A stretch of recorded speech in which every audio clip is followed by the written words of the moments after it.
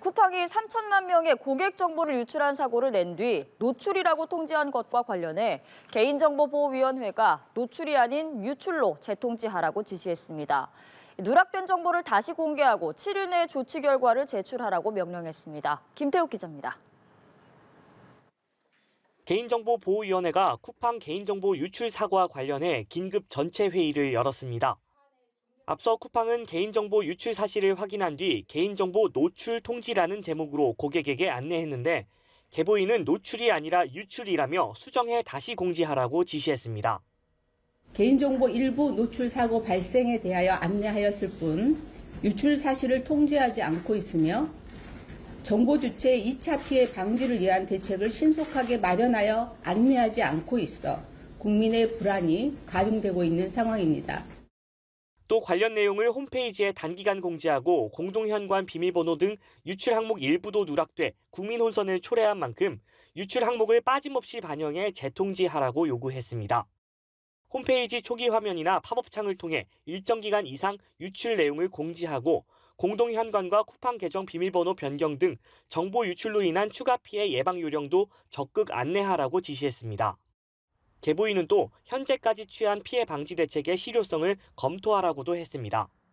자체 모니터링 강화와 전담 대응팀 확대, 민원 제기 언론 보도 사례에 즉각 대처할 것도 주문했습니다. 쿠팡 측에 7일 이내로 지시에 대한 조치 결과를 제출하라고 했는데 이행 상황도 지속 점검한다는 방침입니다. 개보인은 사안의 중대성을 무겁게 인식하고 있다며 위반 사항 발생 시 엄정 제재하겠다는 방침도 재차 확인했습니다. 연합뉴스TV 김태욱입니다. 한국어로 서비스되는 쿠팡 플랫폼의 핵심 개발이 중국인을 포함한 외국인 개발자들에게 상당 부분 맡겨져 왔다는 정황이 드러났습니다. 유출 사건의 용의자도 중국인 전 직원으로 지목돼서 직원 관리에 소홀했다는 비판을 피하기는 어려워 보입니다. 한지희 기자입니다. 중국판 링크트인으로 불리는 한 구직 사이트에 올라온 쿠팡 채용 공고입니다. 초과 근무 없음, 유연근무제, 높은 기본급 등 중국 개발자들이 쿠팡을 선호하는 이유가 구체적으로 언급돼 있습니다. 서울 근무자를 모집하는 공고도 있었지만 영어만 가능하면 한국어 능력은 요구되지 않는다는 후기도 달렸습니다. 쿠팡의 플랫폼 개발 상당 부분이 외국인 개발자에게 맡겨져 있었다는 의미로 해석되는 대목입니다. 다만 쿠팡은 다양한 국적의 인재를 채용하지만 직원 국적 분포는 밝히기 어렵다는 입장입니다. 인증 시스템을 개발하거나 그런 그 개발자였습니다. 보통 개발팀이 여러 역할을 가지고 있는 직원들을 모아서 하나의 팀을 구성합니다. 중국 개발자 채용을 선호한 이유에 대해 업계는 쿠팡의 시스템 구조가 미국 아마존보다 중국 알리바바, 징동의 물류 자동화 모델과 더 닮아있기 때문이라고 분석합니다. 거대한 물류 창고와 직매입 기반 체제를 최적화하는 데 중국 개발자들이 상대적으로 더 익숙하다는 겁니다. 이런 가운데 쿠팡은 최근 4년간 IT 분야 투자 대비 정보보호 투자 금액을 줄여온 것으로 파악됐습니다. 미국식의 그냥 미국식으로 채용은 했는데 또 한국에서 활동하다 보니까 약간 기업 문화가 지금 정착이 전혀 안 된 것 같아. 다른 게 안전을 포함해서 그 쿠팡이 무엇인가에 대한 정체성이 약간 애매하죠. 범행 동기와 유출 경로가 여전히 불분명한 만큼 쿠팡의 퇴직자 관리 실태와 보안 시스템 전반에 대한 수사가 불가피하다는 지적이 나옵니다. 연합뉴스TV 한지입니다. 대규모 개인정보 유출 사태를 겪은 쿠팡 이용자 수가 오히려 늘고 있습니다.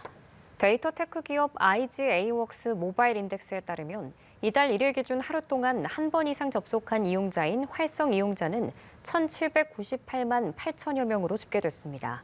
집계 이후 역대 최고 수치로 일간 이용자 수가 1,700만 명을 넘은 건 지난달 30일에 이어 두 번째입니다. 특히 개인정보 대규모 유출이 있던 지난달 29일 이후 오히려 이용자가 늘었습니다. 여러 원인이 제시되고 있는 가운데 아직 직접 피해를 겪지 않은 경우가 많은 데다 생활 편의성 측면에서 쿠팡을 대체할 수단이 없기 때문이라는 해석에 무게가 실리고 있습니다. 쿠팡 개인정보 유출 사태의 여파가 엿새째 이어지고 있습니다. 소비자들 사이에서는 쿠팡을 탈퇴하자는 이른바 탈팡 흐름도 거세지고 있습니다. 네, 다만 이 피해는 고스란히 소상공인들에게도 돌아가고 있습니다. 김도헌 기자가 취재했습니다. 주문이 뚝 끊겼다. 갑자기 매출이 줄었다. 10년 만에 처음이다. 쿠팡에서 3,370만 명의 개인정보가 유출되는 최악의 사고가 발생하면서 쿠팡에 입점한 판매자들도 큰 타격을 입었습니다.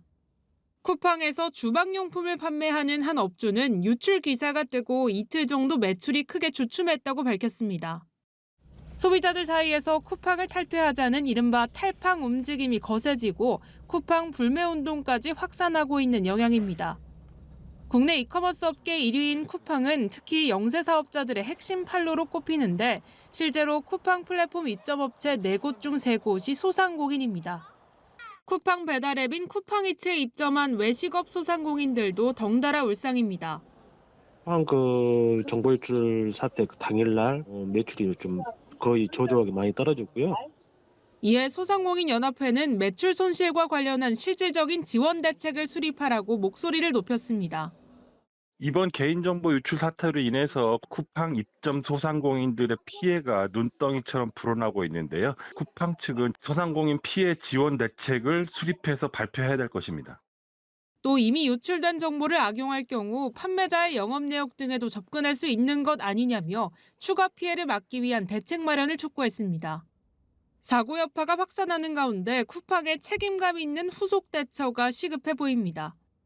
연합뉴스TV 김도헌입니다.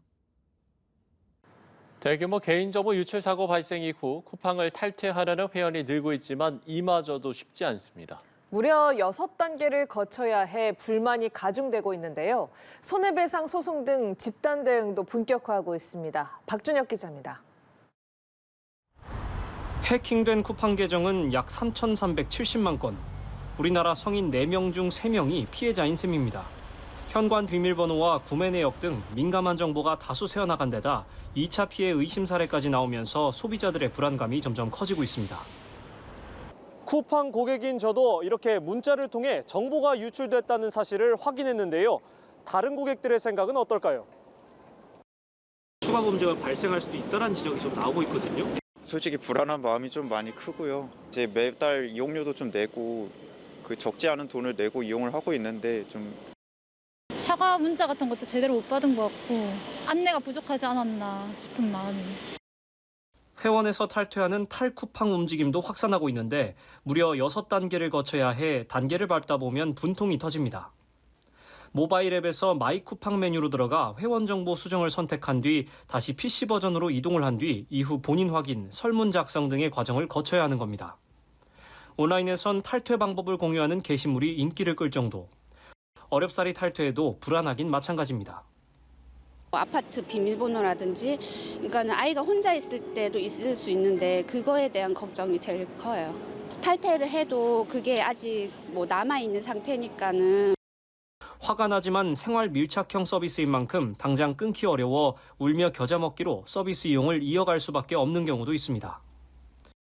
쿠팡이 저희 나라 그런 업체 중에서 거의 1등을 하고 있는 입장에서 막상 그 앱을 쓰지 않을 수도 없고 약간 곤란한 상황이 된 것 같아요. 소비자들의 집단 대응도 본격화하고 있습니다. 쿠팡 이용자 30여 명은 안전조치 불이행을 지적하며 개인정보 분쟁 조정위원회에 분쟁 조정을 신청했습니다. 이용자 14명이 20만 원의 위자료를 청구하는 소장을 서울중앙지법에 제출하는 등 손해배상 소송도 줄을 잇고 있습니다. 연합뉴스TV 박준혁입니다. 방송미디어통신위원회가 쿠팡이 의도적으로 계정 탈퇴 절차를 복잡하게 한 것은 아닌지 들여다봅니다. 방미통위는 쿠팡의 계정 탈퇴 절차가 전기통신사업법상 이용자의 해지권을 제한하는 행위에 해당하는지 파악하기 위해서 조사에 착수한다고 밝혔습니다. 현재 쿠팡 회원 탈퇴를 하려면 약 7개의 복잡한 과정을 거쳐야 하는데요.